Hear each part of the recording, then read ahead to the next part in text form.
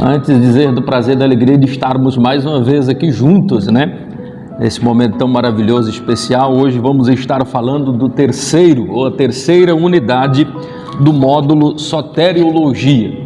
Só recapitulando, nós estivemos aí falando basicamente, né, na primeira parte, o que significa a salvação e as correntes que tem dentro dessa linha de interpretação da soteriologia, que é a doutrina da salvação.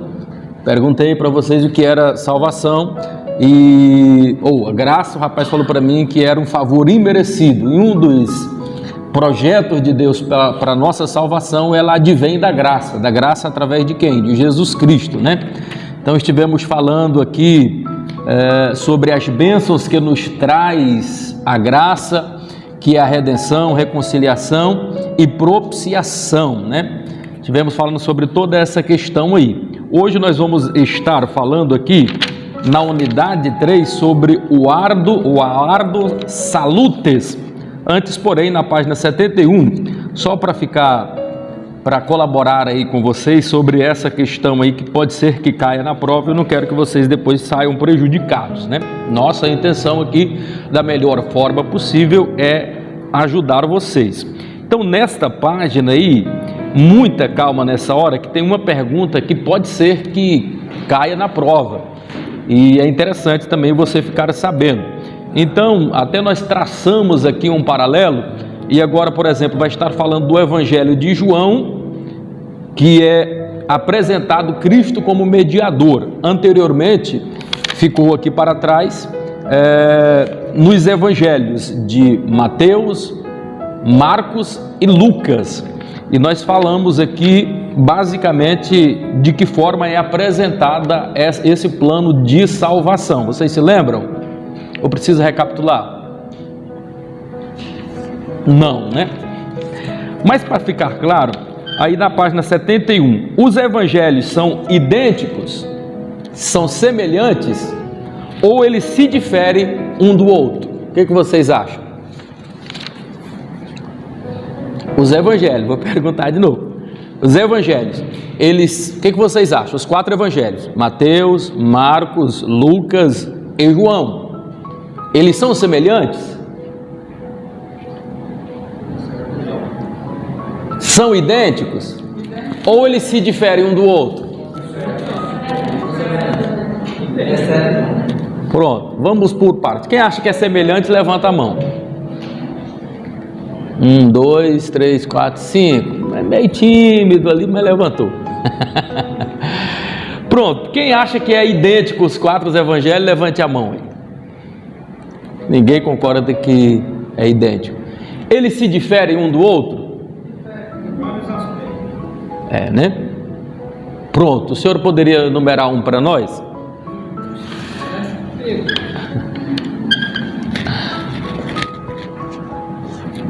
Alguma diferenciação de um para o outro? Pastor, eu acredito assim, porque em um, às vezes o escritor lá fez um relato de quem ouviu falar, e o outro que vivenciou.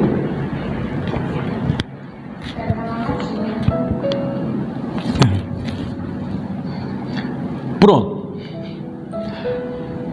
Eles são, para ficar claro, idênticos eles não são. Essa hipótese ela está completamente fora de cogitação. Eles não são idênticos. Você vai perceber que um tem quantos capítulos? 16 capítulos. O outro vai ter 20 e poucos capítulos, e assim sucessivamente. Então eles não são idênticos. Então essa questão aí de idênticos, você, se cair de prova, você pode ter certeza que não são idênticos. São semelhantes? Em gênero, número e grau não, mas eles são semelhantes em partes. Eles se diferem um do outro? Em parte sim, em parte não.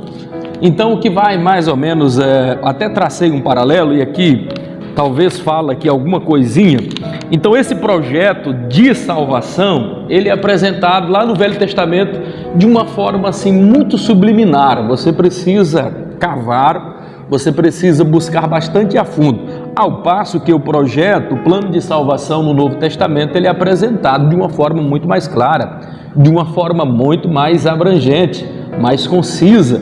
que você pode afirmar sem nenhum medo de errar as certezas que nós temos sobre a salvação através de quem? Da pessoa bendita de Cristo Jesus.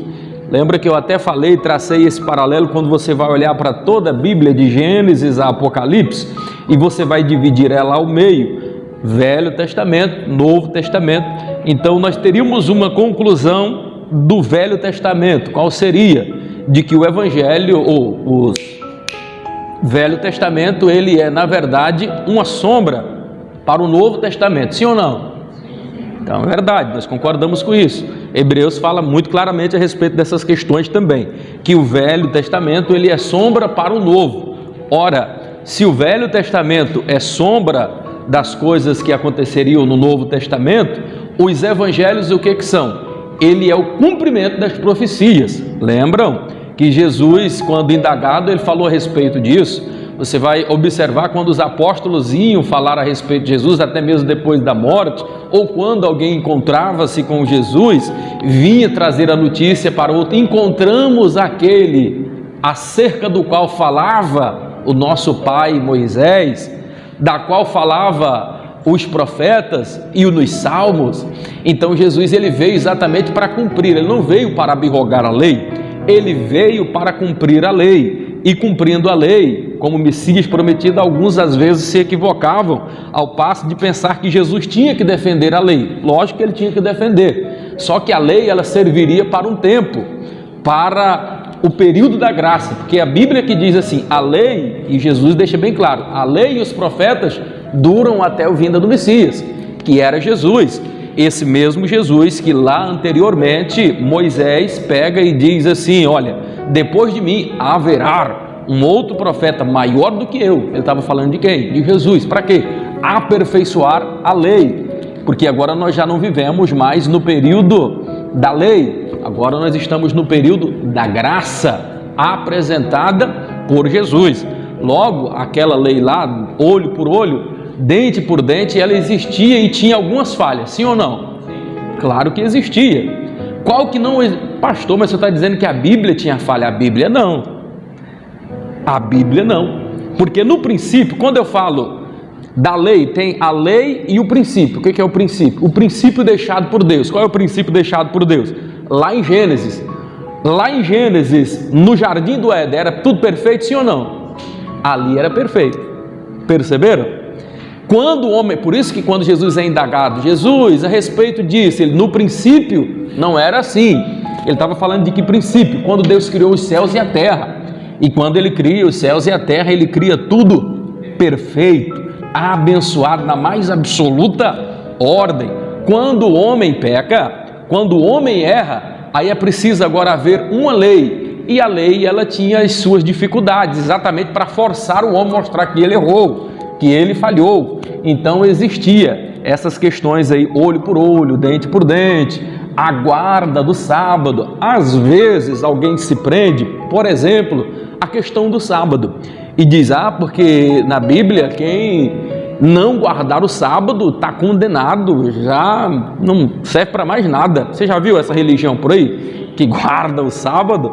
E eu fico pensando, meu Deus, mas eu estava lascado naquela seita, porque não pode comer pimenta, não pode comer carne de porco, não pode comer nada, ainda não pode fazer nada no sábado. Eu digo, meu Jesus.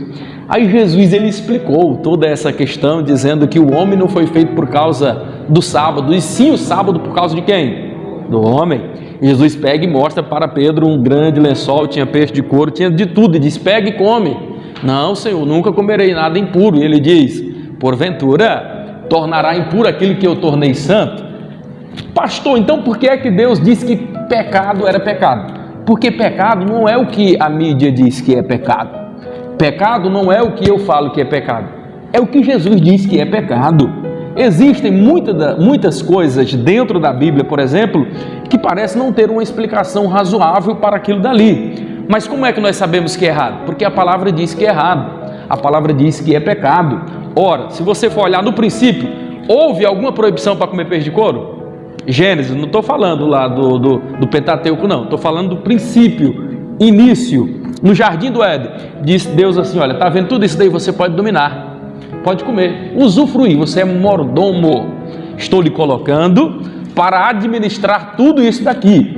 Esse era o projeto de Deus para o homem. O homem errou, o homem falhou, e quando esse homem erra, quando este homem falha, ele vai ter algumas consequências. E por causa dessas consequências, agora sim é dado algumas responsabilidades para o homem. Quando ele erra, é imputado a ele algumas coisas. Eu falei para vocês aqui na aula, e falei até de algumas curiosidades bem fortes.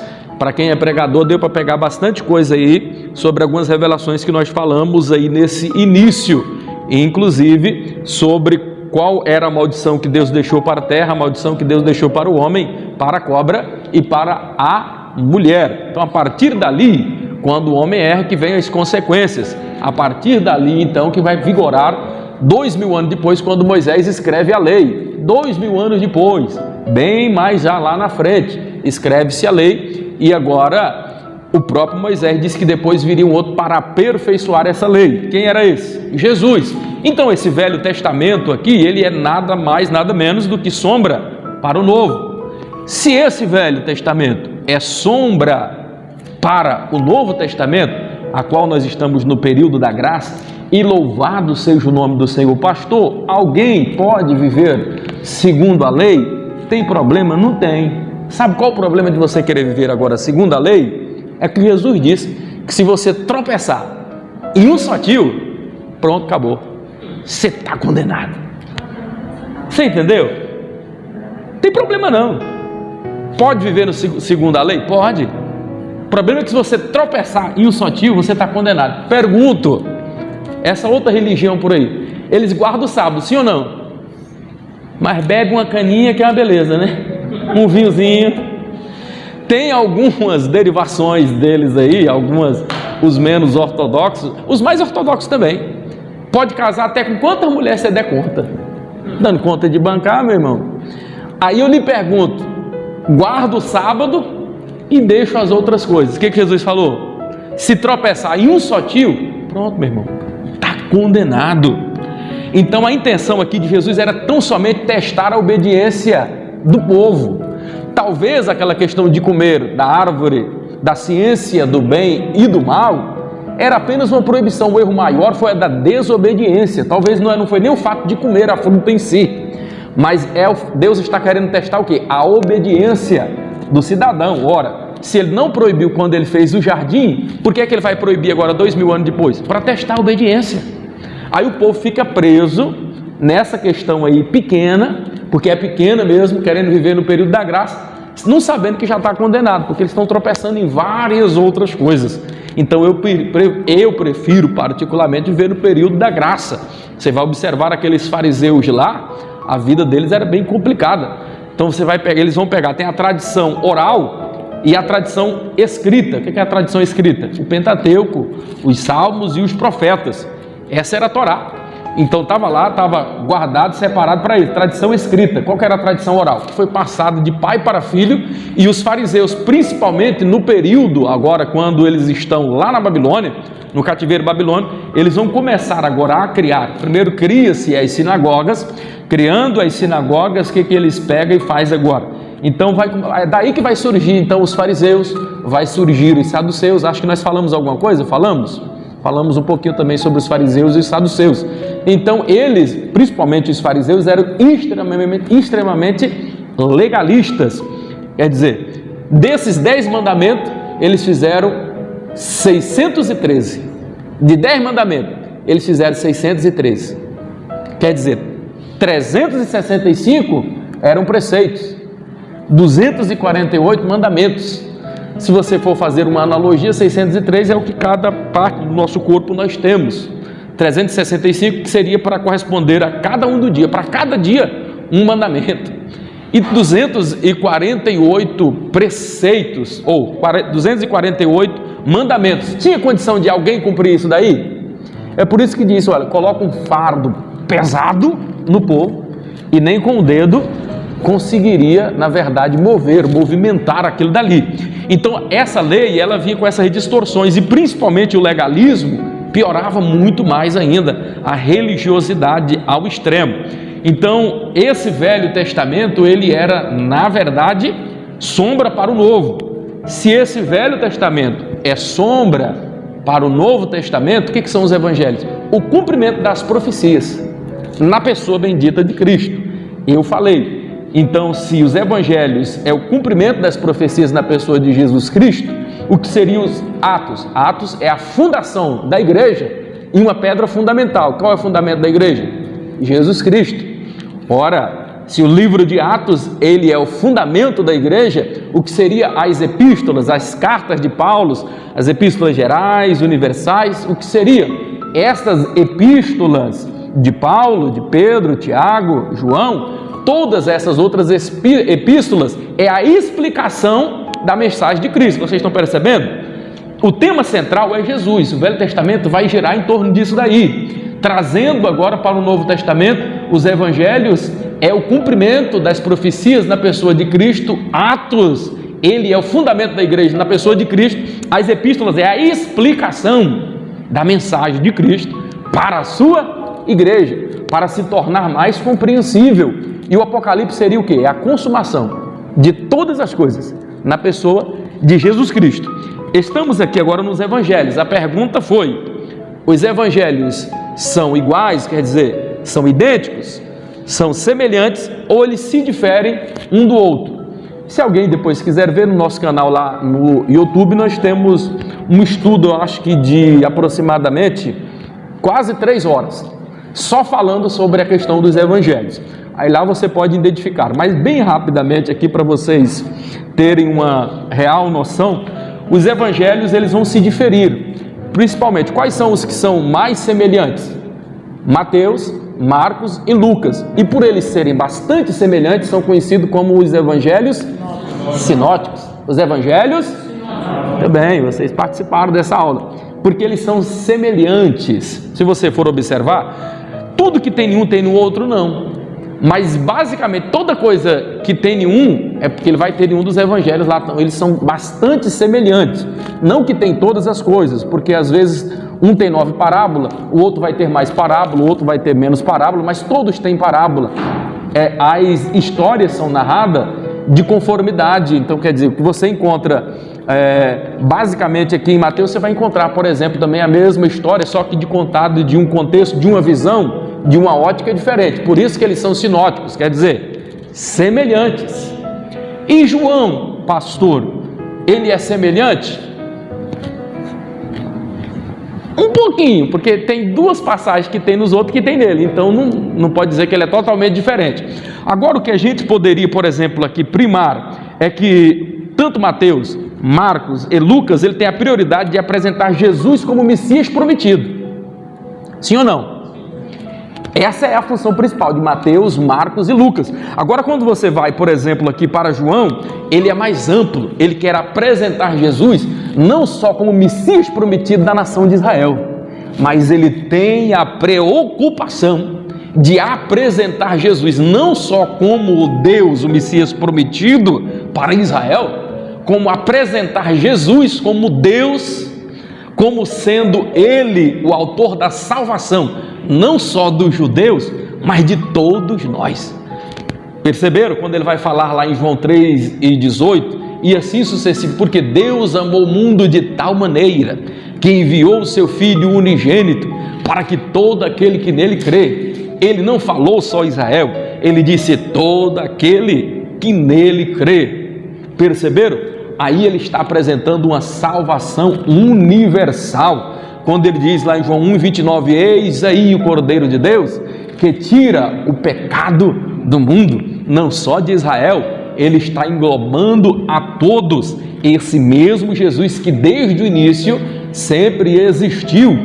Capítulo 1 de João, ele vai apresentar, ele já começa bem forte, ele vai dizer lá, en arche, en logos, en prostonteon, kai theos, en logos, ou seja, no princípio era o verbo, e o verbo era Deus, e o verbo estava com Deus.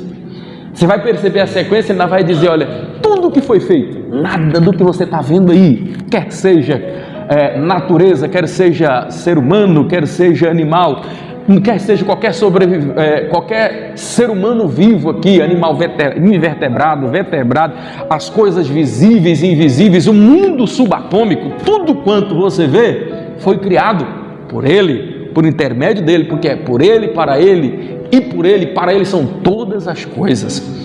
Então João ele vai apresentar, enquanto eles estão preocupados, os sinóticos, apresentar que Jesus era o Messias prometido para a nação de Israel, de João ele vai mais abrangente. Pastor, e por que isso? Por que João ele fala diferente? Por que o evangelho de João ele é mais íntimo do que os outros? Alguém poderia me responder essa questão? Por que João? Porque teve uma convivência com Jesus. Todos tiveram convivência com Jesus. Pode ser que seja por aí. Quer aprofundar mais um pouquinho que aí você vai chegar na questão. Alguém quer arriscar? Por que é que João fala de Jesus de uma forma mais pessoal e os outros um pouco mais impessoal? Alguém poderia falar alguma coisa sobre isso? Era mais íntimo do que outros. Pronto. Tinha o quê? Mais intimidade. Eu provo para você. Deus ele mostrou mais coisa para João do que para os outros apóstolos, sim ou não?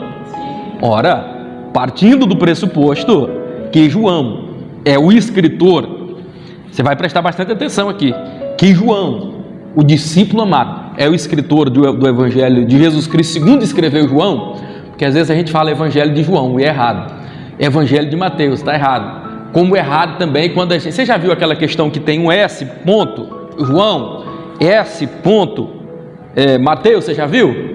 Aí os crentes pegam e dizem assim, vamos abrir a nossa Bíblia no livro de São Lucas, de São Mateus, já viu?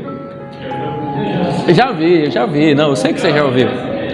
Detalhe, aquele Szinho não está dizendo que por exemplo, Mateus é santo, que Lucas é santo, não tem nada a ver. Aquele S não está dizendo que é Santo Mateus, Santo João, nada disso.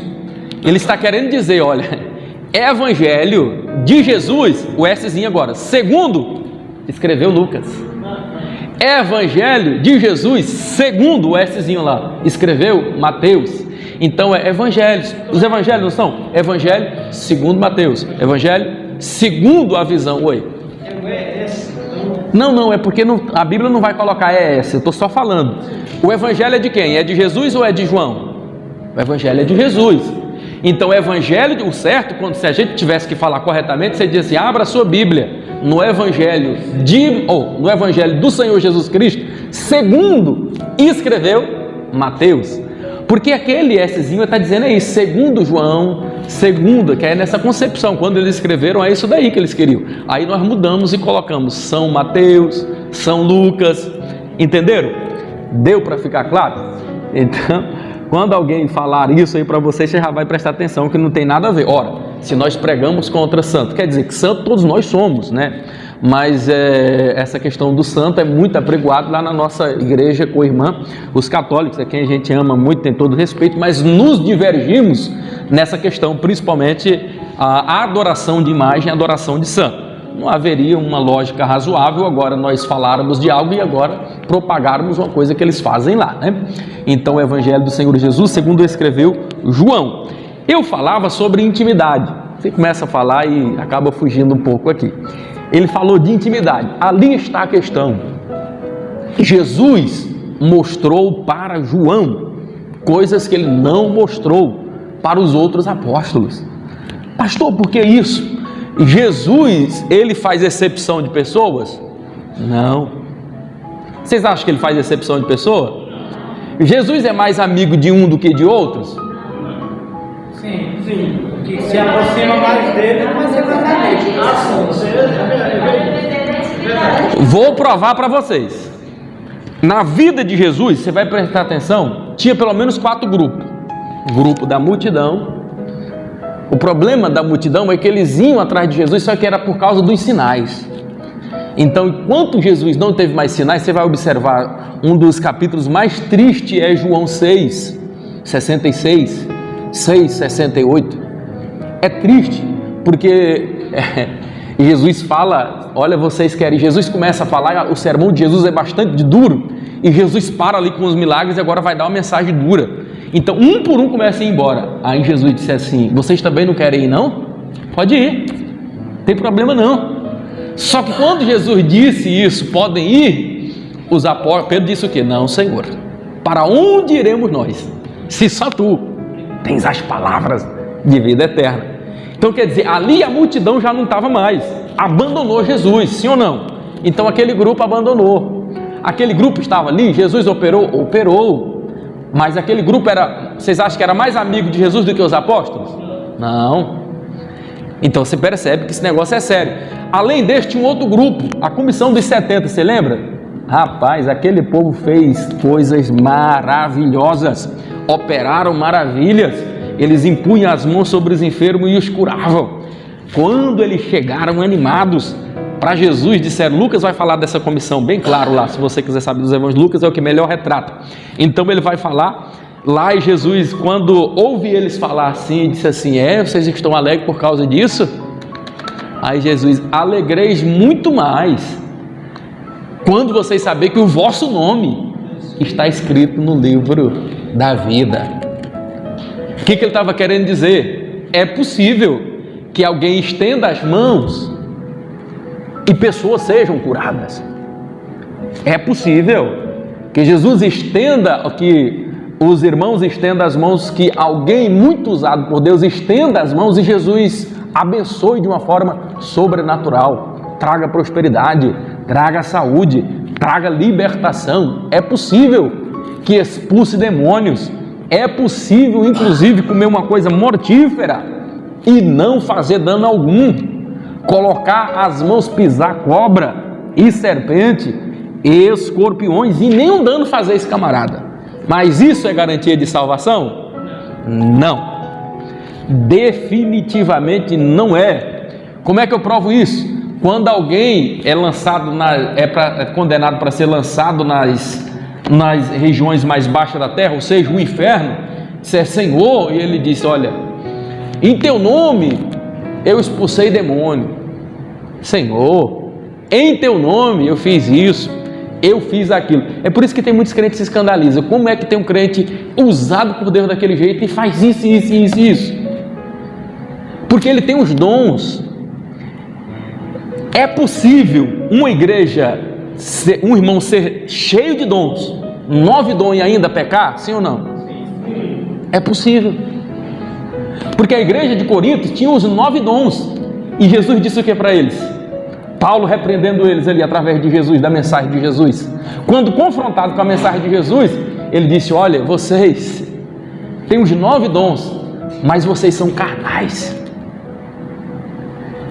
É por isso que as pessoas se escandalizam. Eu não acredito que alguém é usado por Deus e peca e faz isso e isso. Então você não conhece a Bíblia. Porque a questão não é ser cheio de dom. Porque se você tiver os 9 dons, mas se você não tiver os frutos do Espírito, para nada serve. E o que é que salva, pastor? Os frutos do Espírito. Perceberam? Paz, gozo, longanimidade, benignidade, domínio próprio, temperança. Tudo provém de quê? Do amor. Então, assim, a questão deu para entender? Ficou claro? Eu estou me fazendo entender? A questão de impor as mãos, a Bíblia quem diz que tudo é possível ao que crê. Diz que estes sinais seguirão aos que imporão as mãos sobre os enfermos. Então farão todas essas coisas, mas se ele não tiver o fruto do Espírito, mais importante do que ter dom, é ter os frutos do Espírito. Porque deles depende a sua salvação. Porque deles depende uma mente sólida, uma mente firme. Tudo vai começar onde? Aqui. E todas essas questões do fruto do Espírito vai trabalhar no íntimo, no coração. Ele falou de intimidade. Todas essas questões do fruto do Espírito vai trabalhar no intelecto, no psique do camarada. Quer dizer, vai ter uma mente saudável. Por isso que a gente tem que ser moldado, a mente transformada pelo poder regenerador desta palavra, através disso daí. Por isso que Frank Otávio dizia da seguinte forma: vigie os seus pensamentos, por quê? Porque eles se transformarão em palavras. Vigie as suas palavras, porque elas se tornarão hábitos. Vigie os seus hábitos, porque eles se tornarão atos. Vigie os seus atos, porque eles se tornarão caráter. E vigie o seu caráter, por quê? Porque dele dependerá o seu destino. O seu caráter, se ele for bom ou ruim, determinará o lugar e a posição aonde você vai estar, vida após a morte, ou quando Jesus vier arrebatar a igreja, ou céu ou inferno. E tudo precisa começar aqui na mente. Os frutos do Espírito vai matar o pensamento já aqui na mente. A pessoa, vem o pensamento, vem o erro, aí quem é cheio do Espírito Santo, que é transformado, tem o fruto do Espírito, ele sente o desejo, sente a vontade, mas eu não posso fazer, porque o Espírito Santo está trabalhando através dos frutos de quem? Do Espírito, que vai trabalhar, que vai convencer o homem do pecado, convencer o homem do erro. Ficou claro? Muito bem. Só estou explicando essa questão para dizer, João, ele era mais íntimo, teve os 70, estes 70 ainda não eram os mais próximos, só para apressar. Depois ficou o quê? Somente os 12 apóstolos, que era o terceiro grupo. Que grupo maravilhoso, grupo muito importante. Mas ainda depois desse ainda teve mais um outro grupo seleto, sim ou não? Tinha, porque dos 12 tinha 3 que eram mais próximos, sim ou não? Quem era? Pedro, Tiago e João. Esse já era o quarto grupo. E tinha um último grupo, que era composto por Jesus e João, que era o grupo mais íntimo. Eu provo para vocês que Jesus gostava mais de João, porque os próprios apóstolos sabiam disso, e diziam, o apóstolo a quem Jesus amava. Quando alguém queria saber alguma coisa, dizia assim, João, vai lá, reclina a tua cabeça no peito do mestre, porque ele fala para tu coisa que ele não fala para nenhum de nós. Ora, quem é que recebeu a revelação lá na ilha de Patmos? João. É por isso que quando Jesus aparece lá na praia, já no final, já lá de João, você vai observar que ninguém conheceu Jesus, ele está lá fazendo peixe, mas teve um que compreendeu e viu que era Jesus. Quem foi? João. Depois veio correndo, né? Tudo bem, mas quem conheceu que era? Por quê? Porque ele tinha mais intimidade. A gente poderia fazer uma analogia aqui, porque quando veio os peixinhos, veio quantos peixes? Alguém se lembra? Se você quiser fazer as contas, dá uma verificada quantos peixes lá. E o número de peixes era o mesmo número que ficava em toda a sinagoga. Toda a sinagoga tinha um número do total de peixes que foram ali. E aquele número, porque em Israel o número tinha um significado muito importante. E naquela época esse número significava Deus, paz, amor.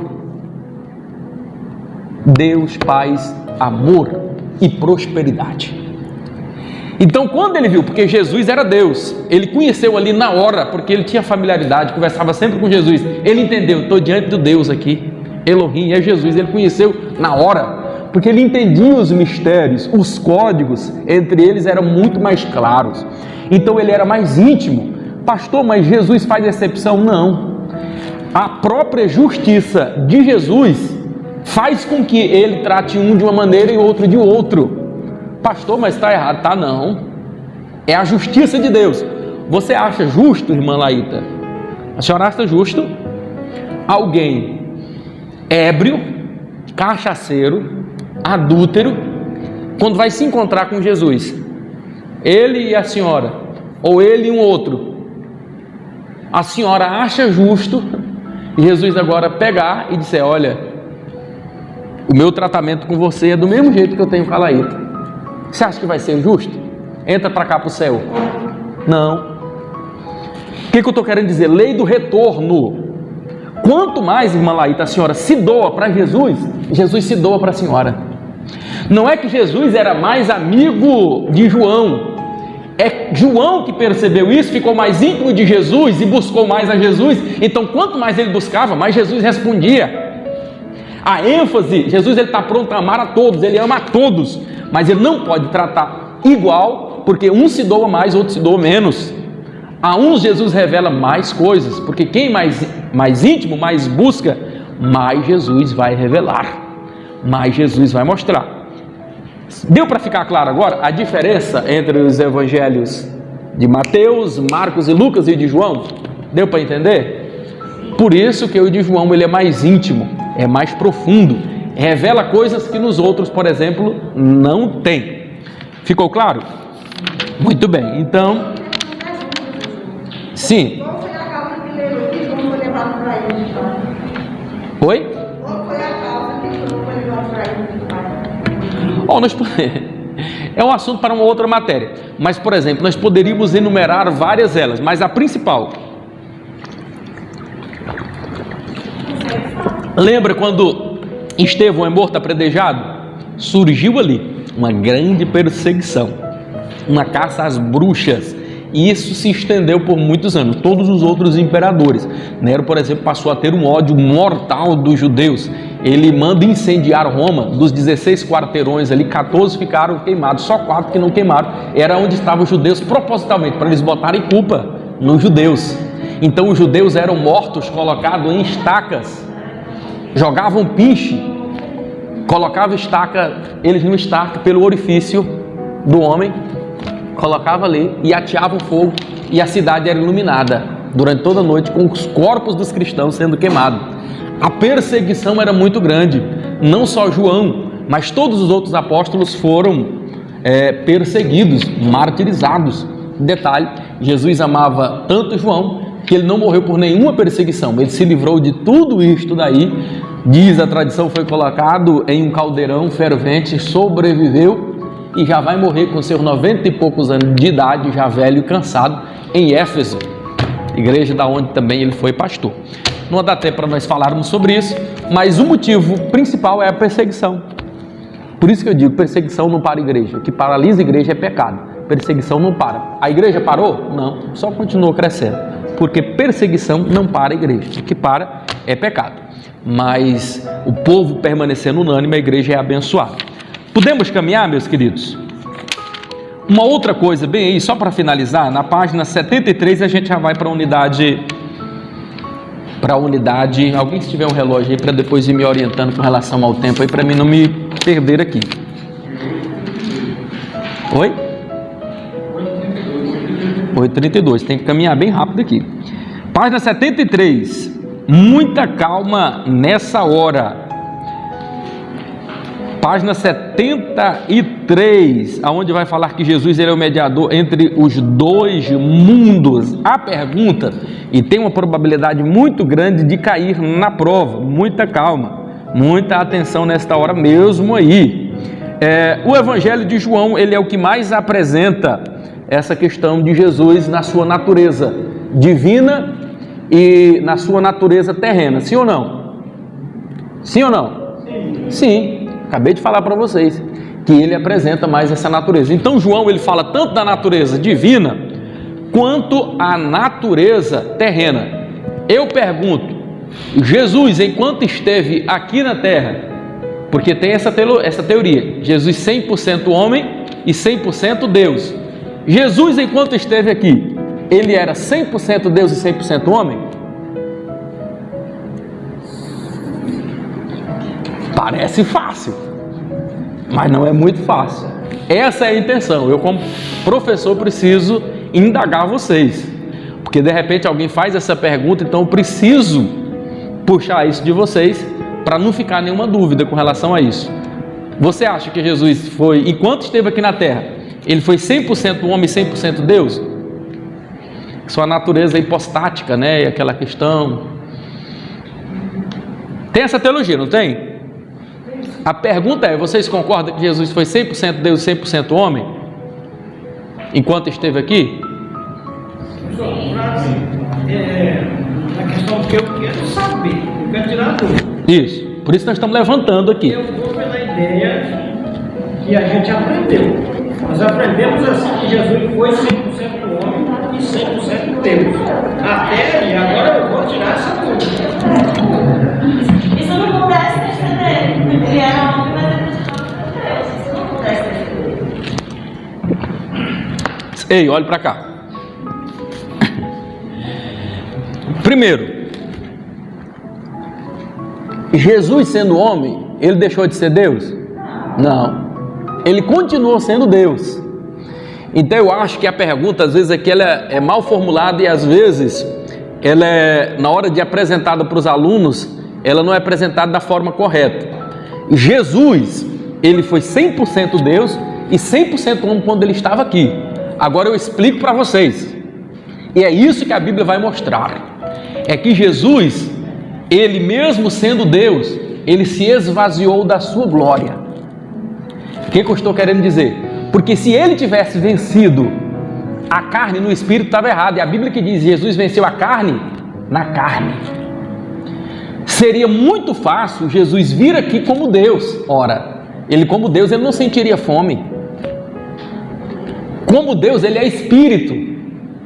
E ele comeu, sim ou não?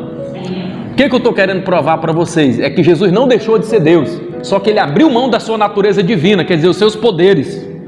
Ele abriu mão. Porque se ele vem aqui e vence o mundo, sendo Deus com os atributos, a Bíblia que diz que ele se esvaziou. Eu acho que aqui é onde está o erro. Onde as pessoas não, ele continuou sendo 100% Deus, sim. Era 100% homem, sim. A diferença é que Jesus, enquanto esteve aqui, ele abriu mão das suas prerrogativas como Deus. Deu para ficar claro? Deu para ficar claro? Agora vocês concordam com a minha interpretação? Eu falo assim porque um aluno, acho que um dia não concordou e não teve quem tirasse da cabeça dele, porque o Senhor dos Anzóis falou para ele que era assim, e ele acreditou que era assim. Eu digo, não, meu irmão, é questão de interpretação.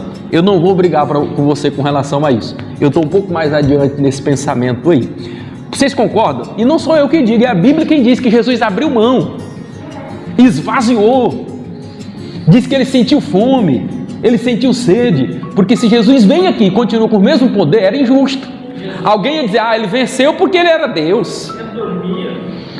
A Bíblia diz que ele dormia, diz que ele chorou, se compadecia com a nossa dor, ele sentia as mesmas paixões. Então era 100% homem, mas ele abriu mão da sua prerrogativa como Deus. Ficou claro? É só para deixar claro aí essa questão. Vamos um pouquinho para frente. Não vai dar para a gente falar aí do capítulo 4, lei, graça, salvação, nas epístolas, até porque eu falei rapidamente, já dá para a gente ganhar tempo. Capítulo 5, Hebreus. Precisa ficar claro para você na sua mente aí, o que vai falar Hebreus? Hebreus vai falar que Jesus, ele é superior a algumas coisas. Sim ou não? Sim. Agora me apresente uma que Jesus é superior, que fala aqui em Hebreus. Pronto. A preocupação aqui de Hebreus é mostrar que Jesus é superior, que o sacerdócio dele é superior ao de Melquisedeque. É mostrar que Jesus é superior a Moisés. É mostrar que Jesus é superior aos profetas. E mostrar que Jesus é superior aos anjos. É essa a preocupação de Hebreus, tá bom? Então, para só nós finalizarmos aqui, a preocupação de Hebreus é essa: mostrar que Jesus, inclusive, depois de tudo isso, poderia dizer, mas ele é só superior a isso. Não, depois deixa claro, além de tudo isso que eu falei, Jesus é superior a todas as coisas. Para ficar claro, ficou claro? Superior aos anjos, superior a Moisés, superior ao sacerdócio lá de Melquisedeque, superior, além de tudo isso, aos anjos, e além de tudo isso também a todas as coisas, visíveis e invisíveis. Jesus é superior a todos. Por quê? Porque ele é Deus, é o próprio Deus. Está claro isso? Muita calma nessa hora. Página 89. Página 89. A ordo salutes. Alguém diz assim, ordo salutes, mas se diz ordo salutes. A ordo salutes. Muita calma nessa hora. Se eu perguntar na prova, o que é a ordo salutes? Alguém sabe me dizer? Pode falar alto, que é isso aí mesmo. O que é? Ordem da salvação. Então essa é a ordo salutes. Nessa unidade nós vamos estar preocupando na primeira parte falando sobre a ordo salutes, e na quarta unidade vamos continuar falando aí sobre a ordo salutes, já na parte 2. Página 91. O que é a ordo salutes?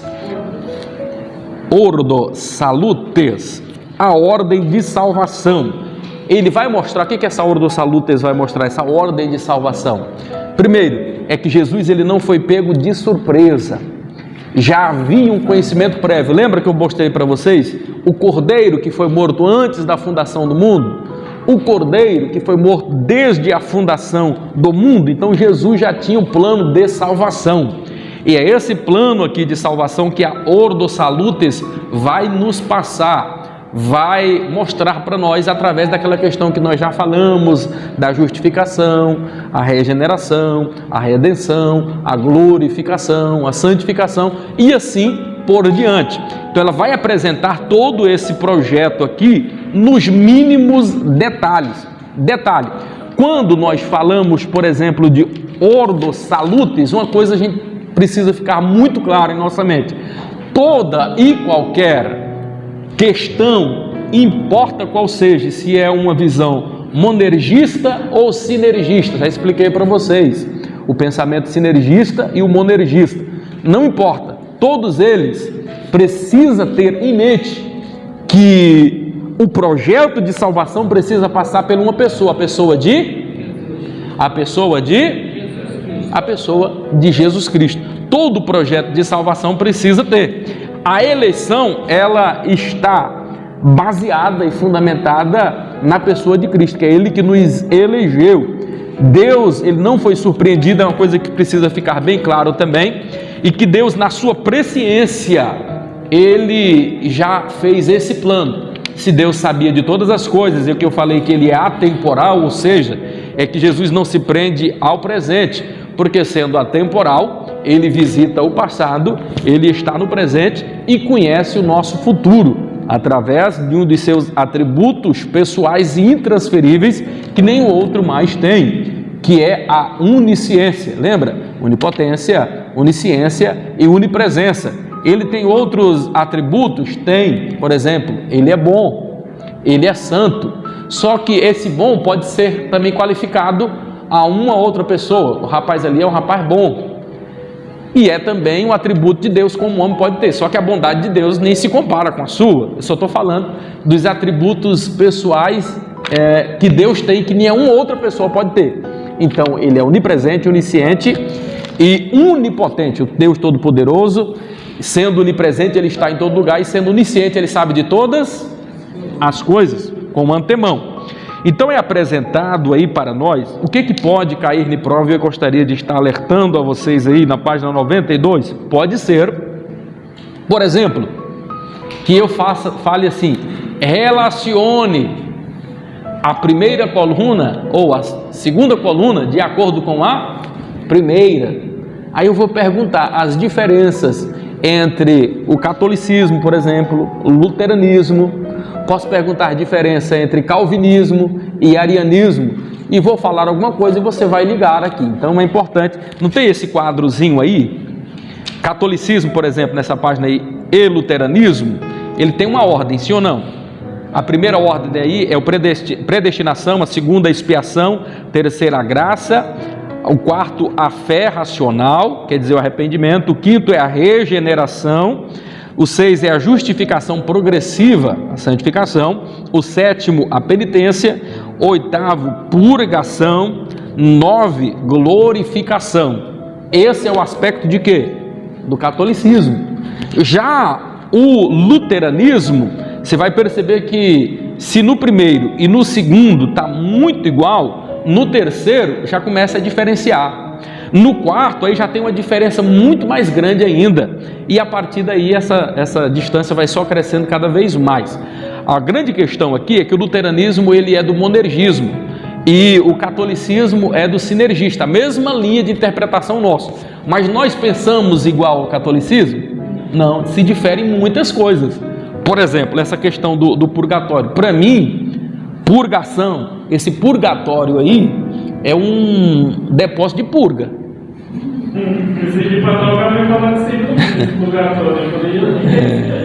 Isso já foi apresentado bem agora pelo Papa, até esqueci, não sei se Leão ou Gregório, não me lembro agora no momento. Então ela é bem recente, essa questão do purgatório, quer dizer, a pessoa fica lá, você joga uma moedinha, que nessa época a questão do dinheiro contava muito, você traz um donativo.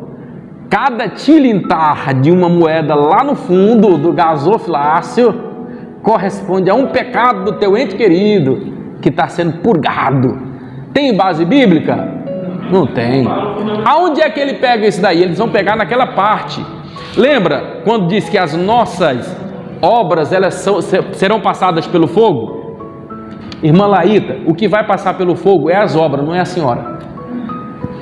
E ali também não está falando de inferno nem de céu, está falando do tribunal de Cristo. O tribunal de Cristo é um, e o tribunal do trono branco é outro. Do trono branco, juízo final. Tribunal de Cristo é para sermos galardoados.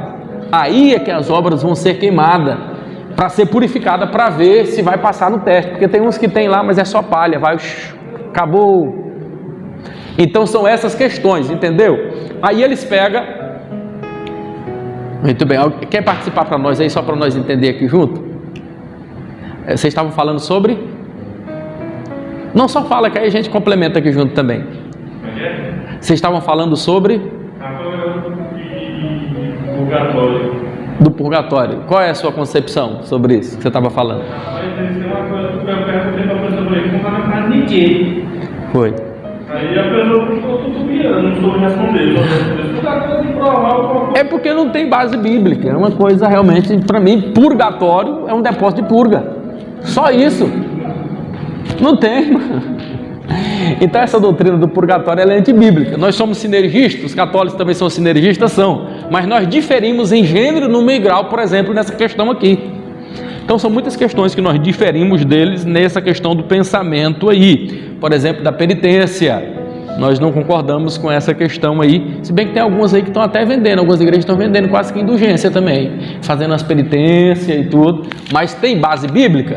Não tem nenhum respaldo e não tem também nenhuma base bíblica. Agora na página 94, aí vai ficar mais evidente as divergências entre o calvinismo e o arianismo.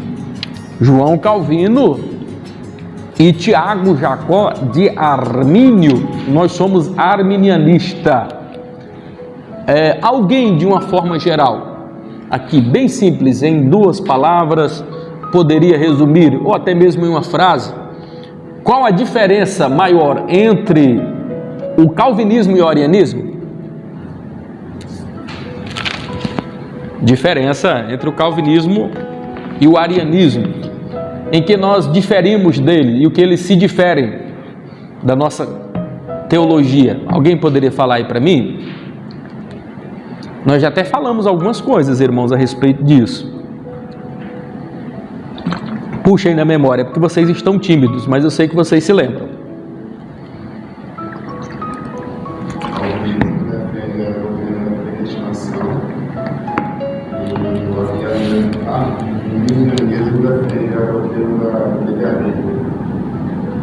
Arminianismo defende o livre-arbítrio e o predestinação. Pronto, você acertou 50% da questão. Menos mal. Porque nós acreditamos também na predestinação, só que acreditamos na predestinação de uma forma diferente que eles. Eles analisam, por exemplo, a predestinação na questão da graça irresistível. O que é, pastor Eurípides, a graça irresistível?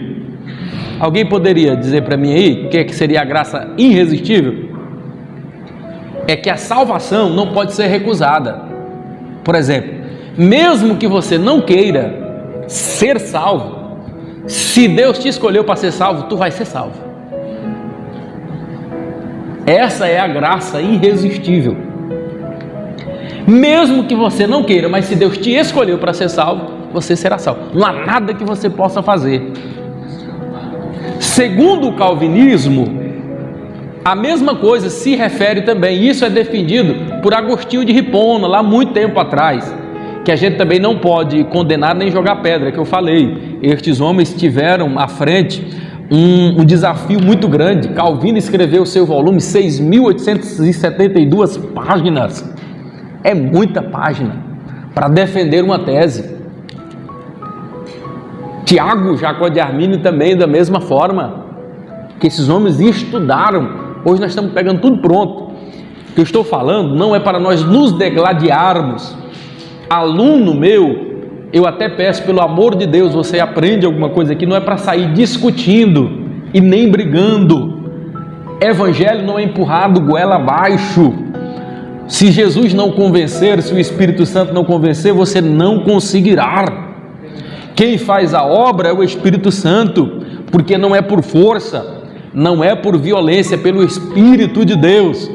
Se alguém quiser ser contencioso e brigar, deixe ele lá, porque é a Bíblia quem diz que Deus não é Deus de confusão, Deus de paz, e as igrejas de Deus também o são. Se tem alguém que quer viver brigando aí, cheio de contenda, então ele está com um problema. Alguém ia fazer alguma pergunta?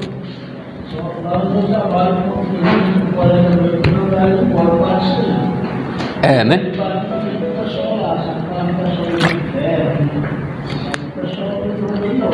Fica enjoativo, a pessoa passa até a odiar o outro. Você tem uma ideia, o tanto que é complicado essa questão, né? Então, não é para brigar, não é para discutir.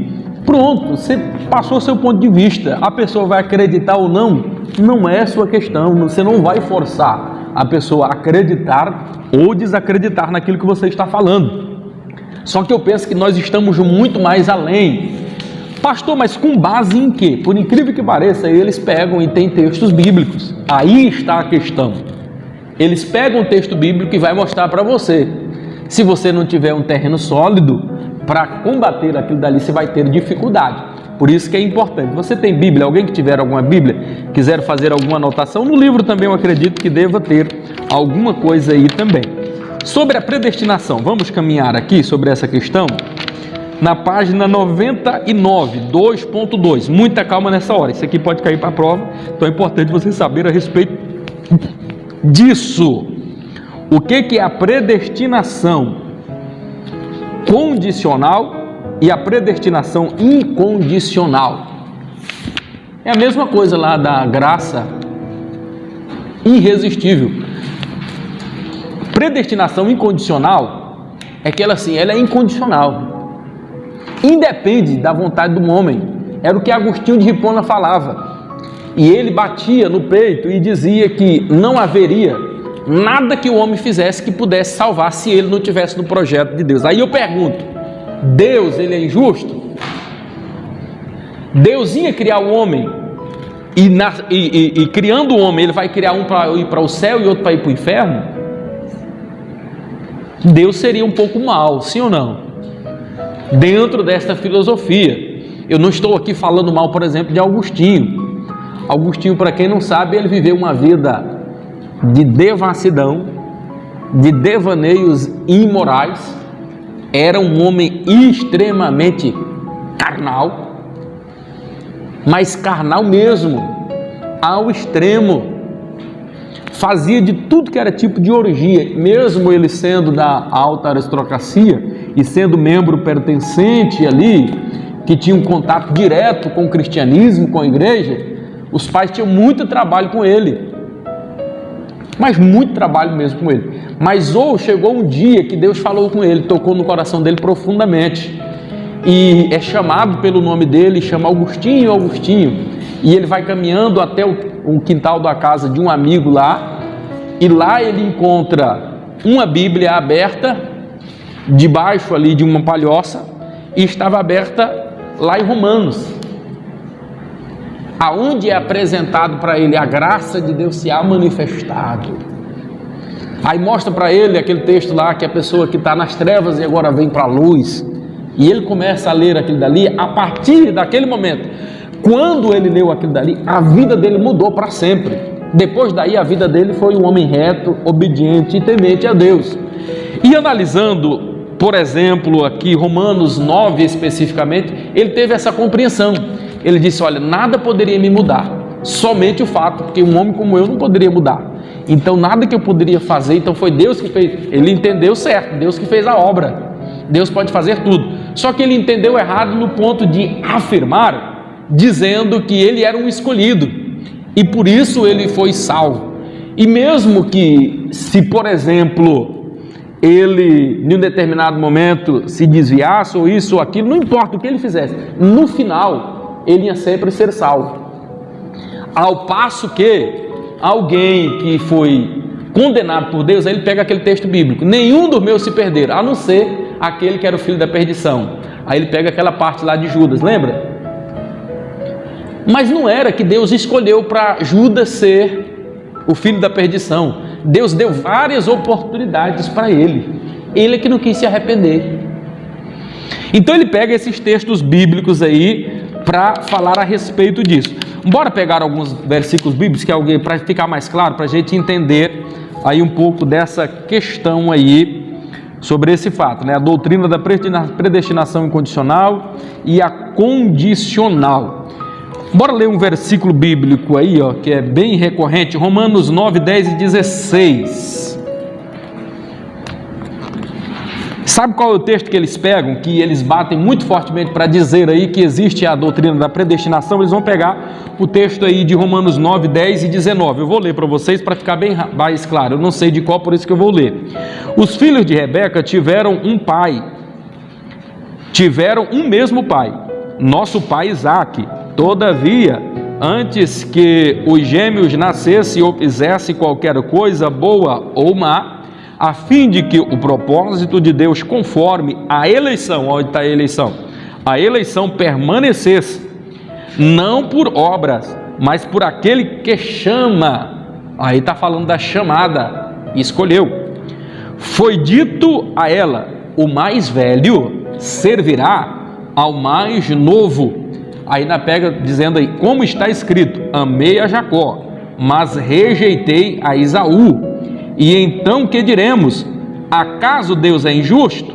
De maneira nenhuma, pois ele diz a Moisés, terei misericórdia de quem eu quiser ter misericórdia, e terei compaixão de quem eu quiser ter compaixão. O último verso.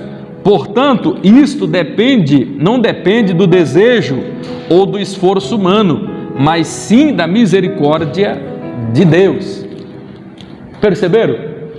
Aparentemente tem um texto aqui forte que dá base para ele, sim ou não? Parece que sim ou não? Parece. Mas nem tudo que parece. Vamos entender? Vou explicar para vocês para ficar mais claro. Na matéria teológica, existem duas matérias importantíssimas. Todas as outras não são importantes, pastor? Sim. Mas para a compreensão de Bíblia, essas duas são fundamentais. Para estudar a Bíblia, é preciso duas áreas que você precisa estudar. Detalhe, pouco crente estuda. Detalhe, os livros são caros. Eu estou falando de quê? Exegese bíblica, hermenêutica.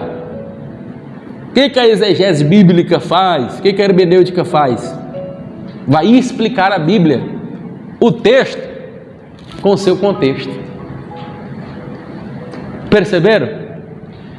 Existem algumas leis, você não pode interpretar um texto isolado. Você tem que observar o que diz o contexto. Primeiro, quando você lê um versículo, você precisa compreender o todo dos outros versículos, anterior e posterior. E você precisa ir mais além, compreender o que está dizendo todo o capítulo.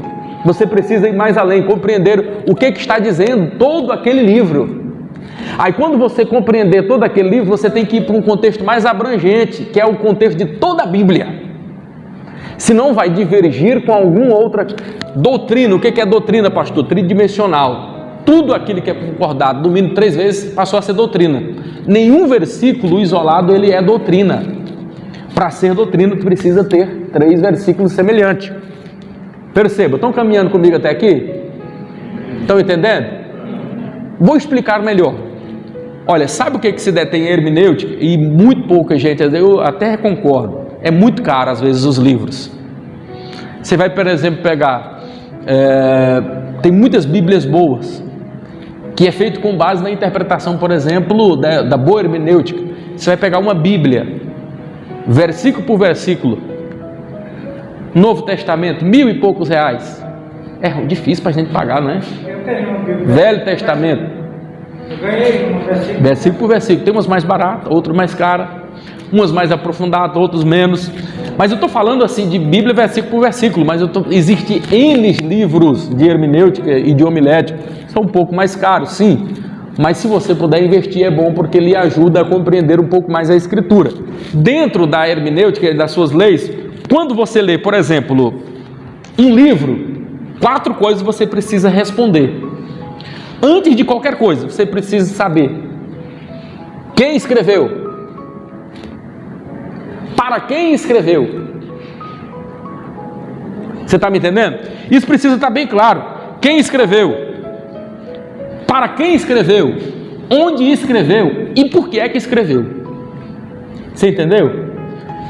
Toda coisa que você for ler, você precisa ter isso em mente. Você vai ler um livro? Quem foi que escreveu da Bíblia? Onde foi que ele escreveu? Para quem ele escreveu? Para quem ele estava falando aquelas palavras? E o porquê é que ele falou essas palavras? Então essas coisas precisam ficar bem claras. Então a lei da hermenêutica aqui eu já consigo identificar alguma coisa. Primeiro, essa passagem aqui não está se referindo à salvação. Como é que eu sei? Porque Esaú não perdeu a salvação por causa daquilo dali. O que Esaú perdeu? Primogenitura, direito da primogenitura. O que está falando é que o menor seria superior. Quer dizer, o mais novo seria superior ao mais velho. O mais velho teria que servir ao menor. Pastor, mas eu não vejo Jacó servindo a Esaú. A Bíblia não entrou em contradição? Quando a Bíblia fala Esaú, o menor serviu ao maior, está falando não só ele, mas a sua descendência. E mais na frente você vai ver a descendência de Esaú servindo a de Jacó. A Bíblia jamais entra em contradição. Então, detalhe, aqui não está falando da salvação, e sim da graça que ele alcançou, Jacó, por exemplo, da bênção de quê? Da primogenitura. Perceberam? O texto está se referindo não à salvação em si, porque Esaú teve a sua salvação, ele foi salvo.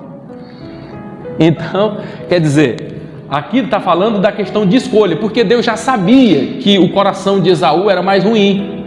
Através de quê? Através da presciência, sim ou não? Deu para ficar um pouco claro? A sua sugestão para melhorar o nosso canal. Sua opinião é muito importante para nós.